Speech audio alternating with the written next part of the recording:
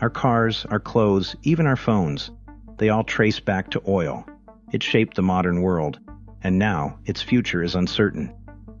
Millions of years ago, microscopic marine life, plankton, algae, and plants died and drifted to the bottom of shallow seas. Buried under layers of sediment, heat and pressure slowly transformed them into hydrocarbons, the compounds that make up crude oil.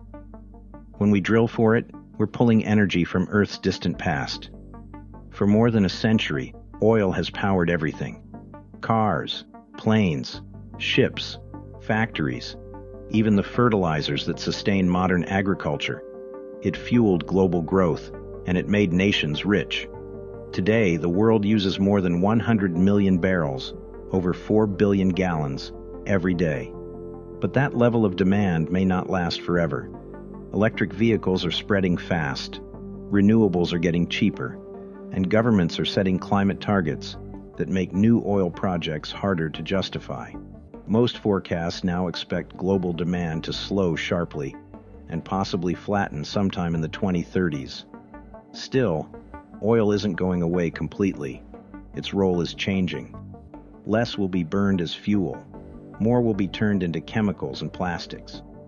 From packaging to clothing to phones to solar panels, petrochemicals are projected to drive much of the future demand as transportation fuel use levels off.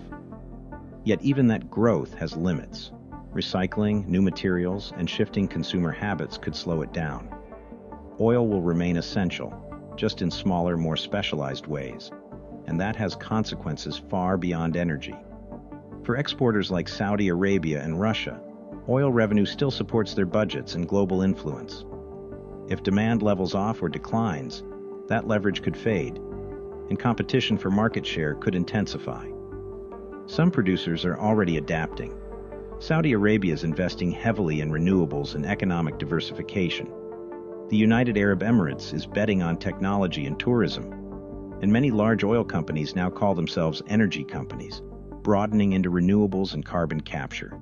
Still, the transition won't be even. Populations in Asia, Africa, and Latin America are still growing.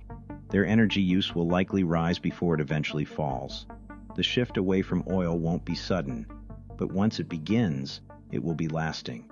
Oil built the modern world. And as nations move toward cleaner energy, the real question is whether this transition stays peaceful, or whether the decline of oil reshapes global politics once again. Please like and subscribe for more.